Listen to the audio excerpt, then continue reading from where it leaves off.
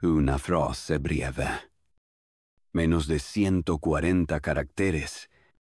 Incendió una estructura política que ya mostraba grietas. A las 7. 0 en punto.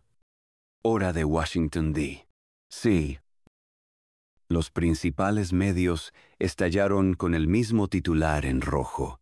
El segundo hombre más poderoso de Estados Unidos rompe el silencio sobre la mujer que durante años mantuvo en las sombras.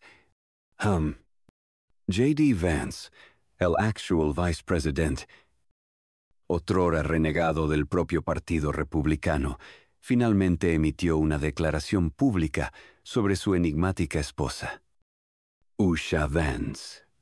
Pero lo que desató el caos no fue el reconocimiento en sí, sino como lo dijo, sin Usha, yo jamás habría existido. Una afirmación que no solo desarmó a la prensa, sino que puso en jaque a su propio electorado. ¿Quién era realmente la mujer detrás del telón? ¿Cómo podía un hombre célebre por su dureza ideológica, por su negativa a mostrar vulnerabilidad, ceder de repente ante una figura tan invisible como poderosa? La respuesta no estaba en sus palabras. Estaba en los años de historia cuidadosamente enterrada hasta hoy, en las sombras del poder, donde las biografías son editadas con precisión quirúrgica, donde las imágenes públicas están calibradas para la narrativa perfecta. Existía una mujer que no solo compartía la vida de Vance, sino que moldeaba su destino. Y ahora, por primera vez, su historia será contada antes de los reflectores, antes de los podios y los editoriales del Wall Street Journal. J.D. y Usha eran simplemente dos estudiantes caminando por pasillos que no les pertenecían por igual. Él, hijo de la desolación de Middletown, Ohio, cargaba sobre los hombros una infancia marcada por adicciones, hogares fracturados y noches donde la sobrevivencia era el único plan. Ella, hija de inmigrantes indios, había sido forjada bajo el peso de la excelencia. Mientras uno aprendía a desconfiar del sistema, la otra se entrenaba para dominarlo. J.D. Vance, nacido como James Donald Bowman, no fue moldeado por las expectativas, sino por la resistencia. Las sirenas de ambulancia eran su nana. Las discusiones violentas, su rutina. Abandonado por su padre a los 6 años y criado entre el caos emocional de una madre adicta, aprendió desde temprano a ocultar el dolor con silencio y la incertidumbre con rabia. Por contraste, Usha Chilukuri, desde temprana edad, conocía solo una dirección, hacia arriba: olimpiadas académicas, becas meritocráticas, admisiones a universidades de élite. Mientras él se preguntaba si sobreviviría al siguiente invierno, ella planeaba su entrada a Yale. Cuando se conocieron, no fue amor a primera vista, fue fricción. Fut desconcierto. Ella no entendía cómo alguien podía desconfiar tanto del gobierno. Él no entendía cómo alguien podía creer tan ciegamente en sus instituciones. Sin embargo, fue precisamente esa grieta la que los conectó. En las noches más largas, discutían no para tener razón, sino para comprender, pero no todos lo entendieron así. Para muchos, su unión era una anomalía, ¿Cómo podía el campeón de la clase trabajadora enamorarse de una figura que representaba todo lo que él solía denunciar? La respuesta no estaba en lo que compartían, sino en cómo se complementaban, porque a veces lo que parece una contradicción es simplemente la verdad, sin adornos. Y lo que sucedió después, nadie, ni siquiera ellos, lo vio venir. Yale no solo fue el lugar donde se cruzaron, fue el terreno de prueba donde las máscaras sociales se rompieron y las verdaderas ambiciones emergieron. En medio de las aulas repletas de apellidos ilustres y futuros asegurados, J.D. se sentía como un impostor con botas embarradas. Mientras sus compañeros hablaban de verano en los Hamptons y prácticas en Wall Street, él recordaba noches sin calefacción y cenas que eran solo pan duro y mantequilla de maní. Usha, en cambio, parecía flotar en ese ambiente. Impeccable, precisa, decidida. Pero lo que nadie notaba era que su paso firme no era arrogancia, sino estrategia. Sabía que, como hija de inmigrantes, no se le perdonaría ni un error. No podía vacilar. No podía mostrarse insegura. Y por eso, cuando J.D. comenzó a desafiarla con preguntas que nadie más se atrevía a hacer, ella no lo evitó. Lo escuchó. Aquellas conversaciones nocturnas se volvieron el cimiento de algo más fuerte que la atracción. Una alianza intelectual. Usha, entrenada para obedecer reglas, encontró en J.D. una mente que no temía romperlas. J.D., acostumbrado a ser subestimado, vio en Usha una mujer que no solo lo entendía, sino que lo empujaba a aspirar a algo más allá de su dolor. Con el paso del tiempo, esa complicidad fue mutando. No era una historia de campus típica. No había paseos por el parque, ni notas dejadas en la biblioteca. Lo que compartían era fuego, duda y una determinación silenciosa. Cuando J.D. comenzó a esbozar lo que luego sería Hillbilly Elegy, fue Usha quien le dijo: «Escribe como si no le debieras nada a nadie». Y eso hizo. Pero si Yale fue el lugar donde se encontraron, Washington sería el lugar donde se pondría a prueba todo lo que construyeron. Y allí, en la ciudad del poder disfrazado, el papel de Usha dejaría de ser privado, porque mientras J.D. conquistaba los titulares, ella ya estaba moviendo las piezas desde la sombra, para cuando Hillbilly Elegy aterrizó en las estanterías y convirtió a Shady Vance en un fenómeno cultural. Usha ya había abandonado cualquier ilusión de anonimato.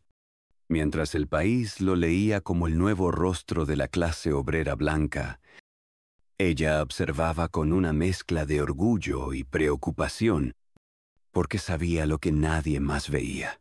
Ese ascenso vertiginoso no era solo mérito de un libro bien escrito, sino el producto de un equilibrio precario entre pasado y ambición, entre autenticidad y narrativa.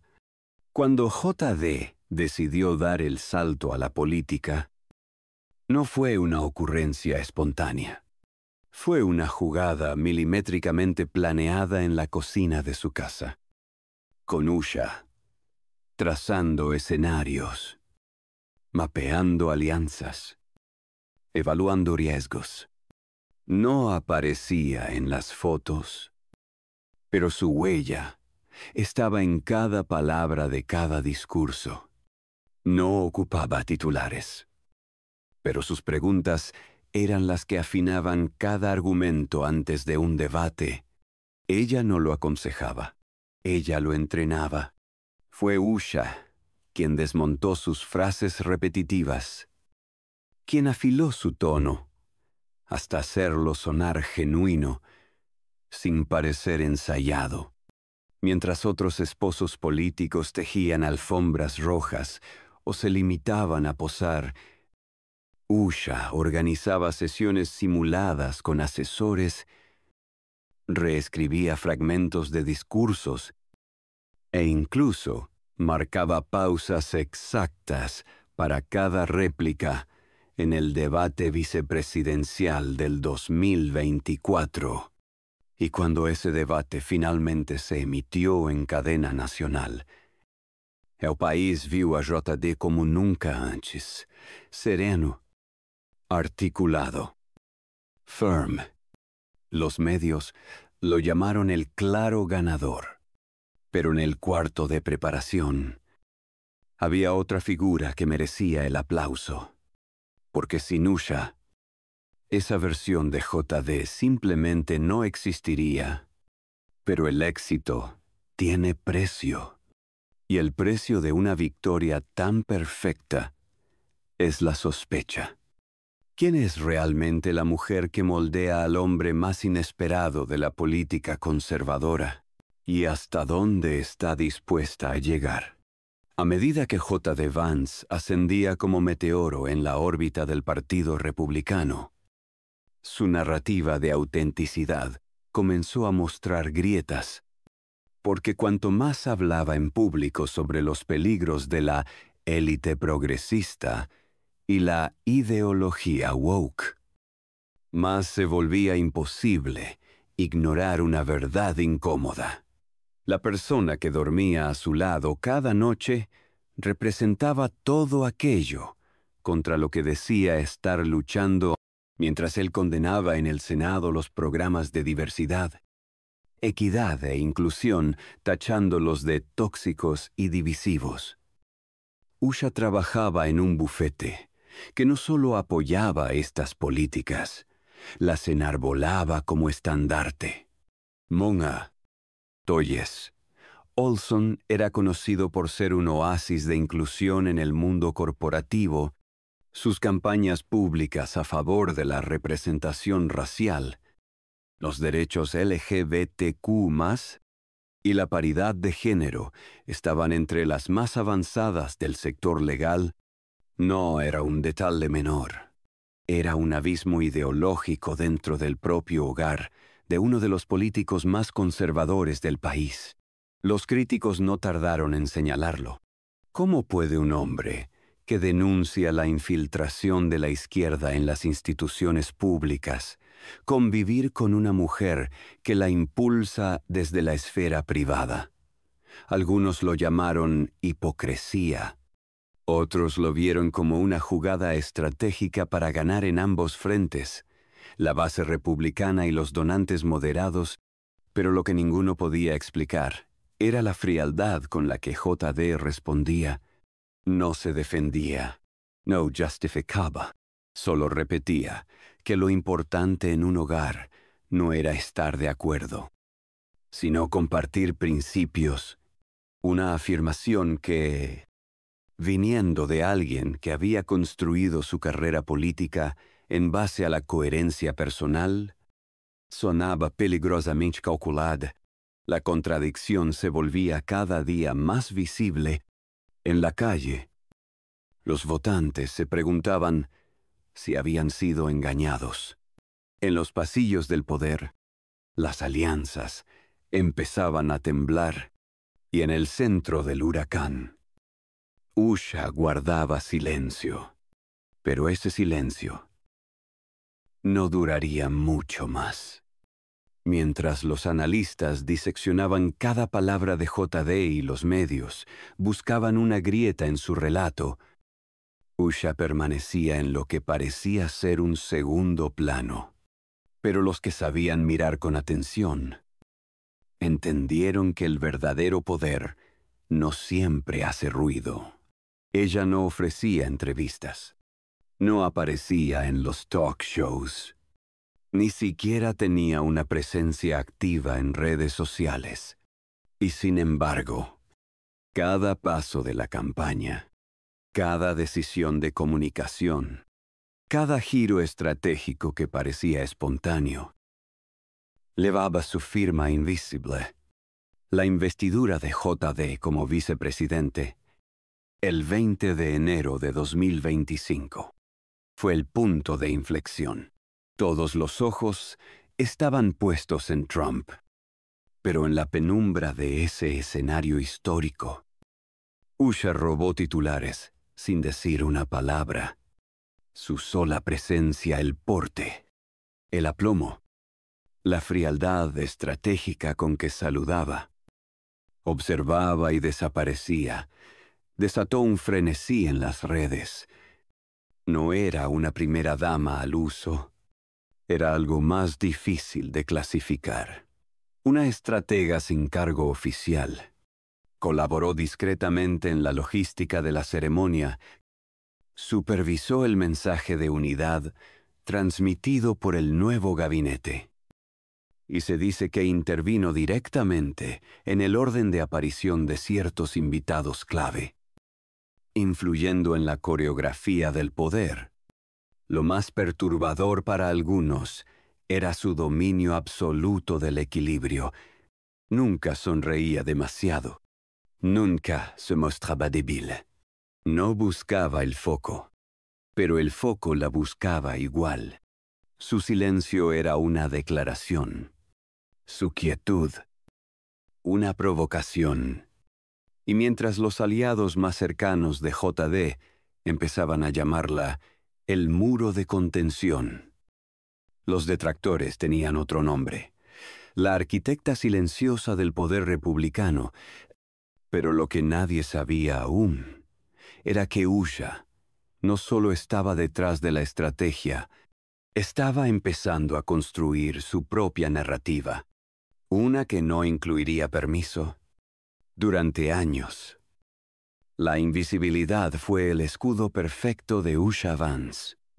En un mundo donde cada cónyuge político era obligado a adoptar un papel decorativo o convertirse en figura mediática, ella eligió la tercera vía, la del fantasma eficiente.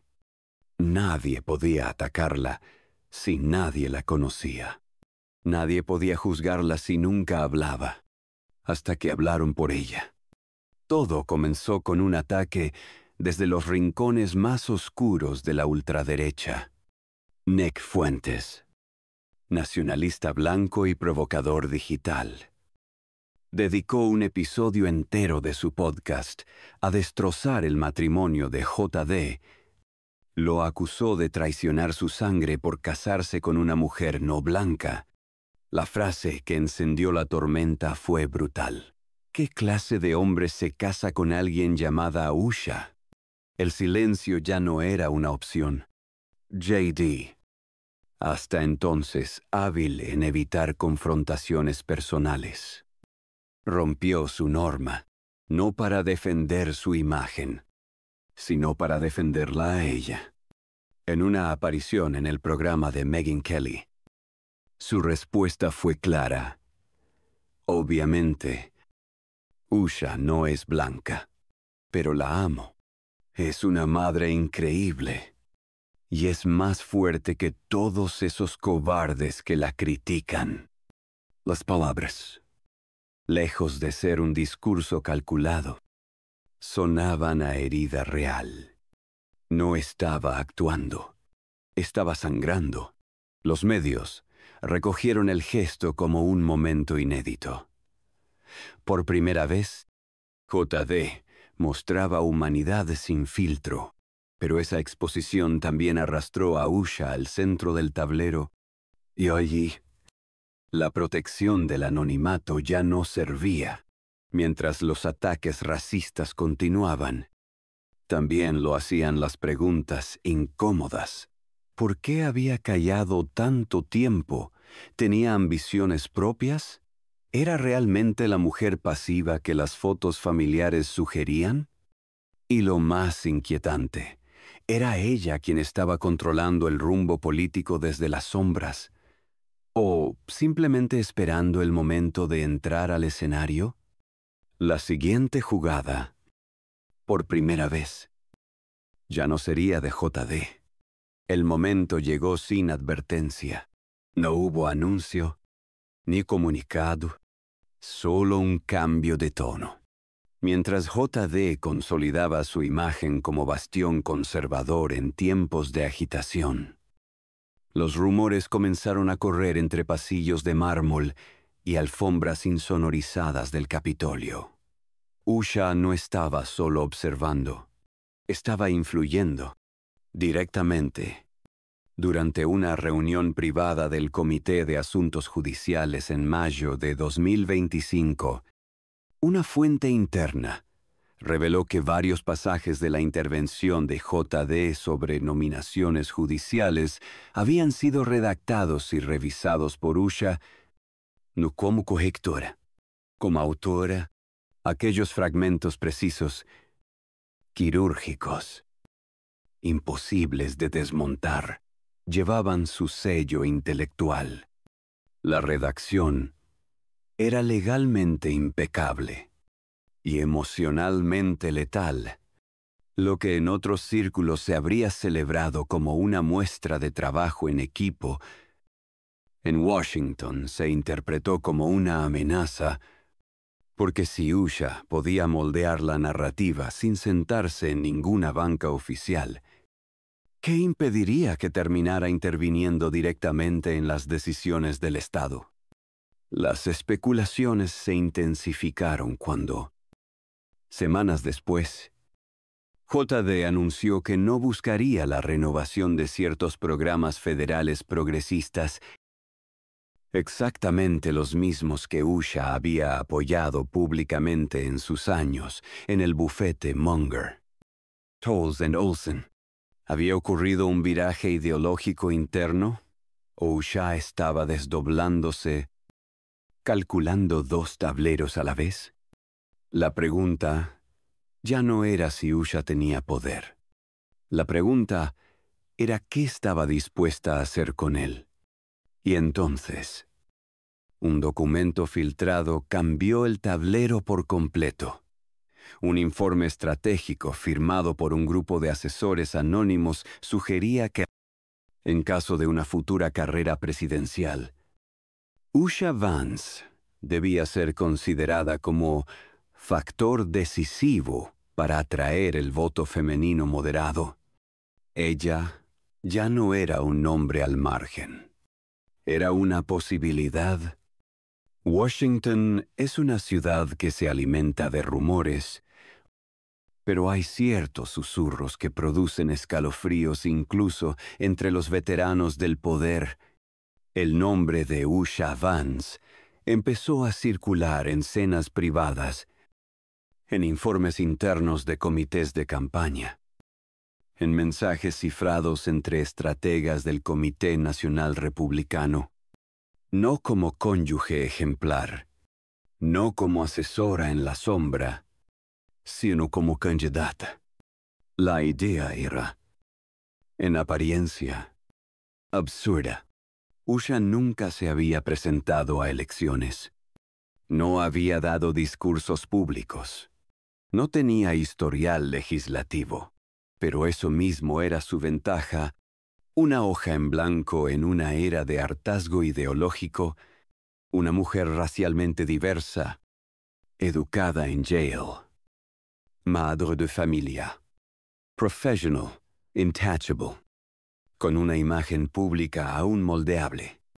En contraste con la hipervisibilidad tóxica de otras figuras políticas, ella ofrecía lo que el partido más necesitaba. Una narradora nueva para una historia desgastada. Cuando un columnista de The Atlantic publicó un artículo titulado La esfinge del GOP, insinuando que la verdadera apuesta del ala moderada republicana no era JD, sino su esposa. La red estalló. El texto sugería que, en caso de una crisis de legitimidad o escándalo que golpeara a la fórmula presidencial actual, Usha Vance podría ser la carta secreta para 2028. JD fue consultado. Sonrió. no nego. Pero lo que realmente incendió los foros políticos fue una imagen chasua, tomada por un fotógrafo acreditado en un evento cerrado en Georgetown, USA. En medio de una conversación con 3 donantes influyentes del GOP, entre ellos, una ex embajadora y un antiguo director de campaña presidencial. Ni un micrófono cerca, ni un gesto fuera de lugar. Pero el mensaje era claro. Ella ya no estaba al margen. Ese día, los comentaristas más sagaces entendieron que no estaban presenciando la historia de una esposa leal. Estaban presenciando el nacimiento calculado de una fuerza política nueva. El 4 de julio de 2025, mientras J. D. Vance pronunciaba un discurso patriótico en Columbus, Ohio, exaltando los valores tradicionales de la familia estadounidense, Usha no estaba a su lado, tampoco en primera fila, ni siquiera en la ciudad. Estaba en Nueva York, en una conferencia privada sobre liderazgo femenino y política internacional, organizada por una fundación con vínculos transpartidarios. La explicación oficial fue sencilla.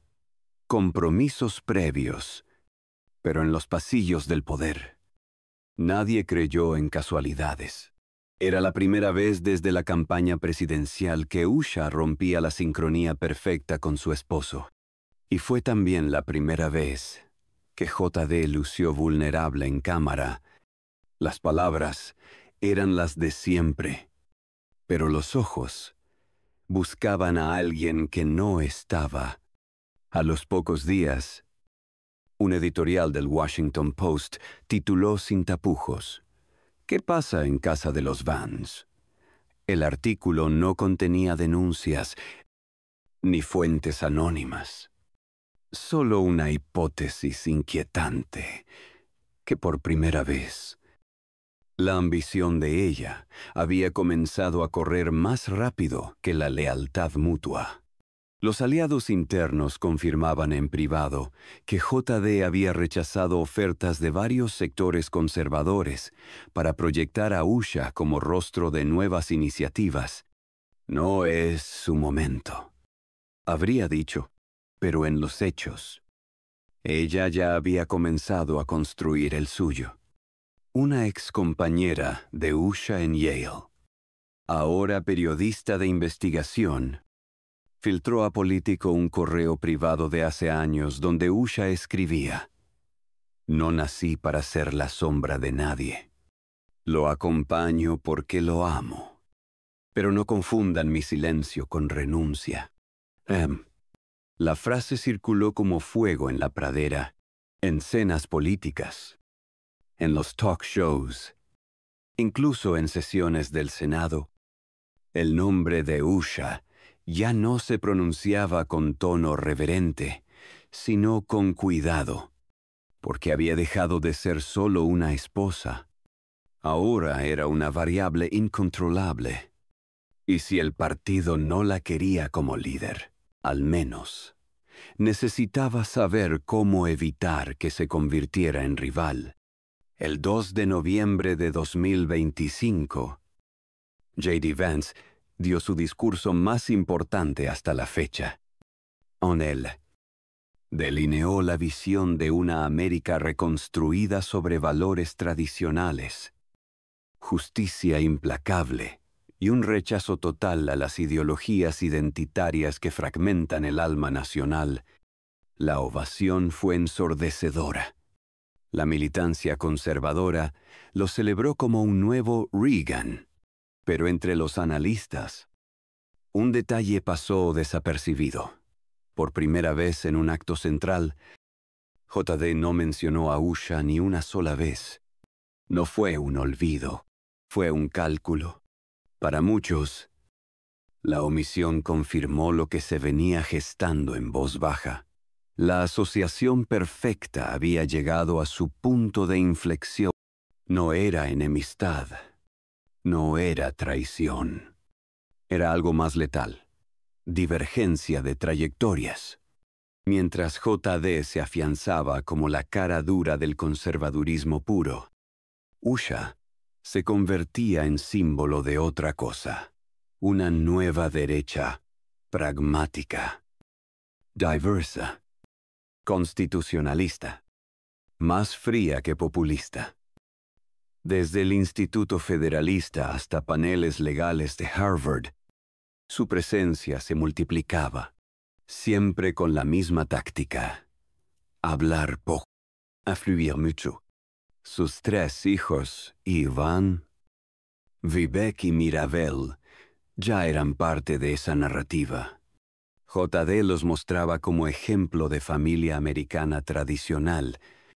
Usha los educaba con 3 idiomas y los llevaba a escuchar sinfonías europeas y charlas de derecho comparado. 2 proyectos de futuro dentro de un mismo hogar. Y así, la historia que comenzó con un "sin Usha, yo no sería nadie", terminó por revelar su ironía.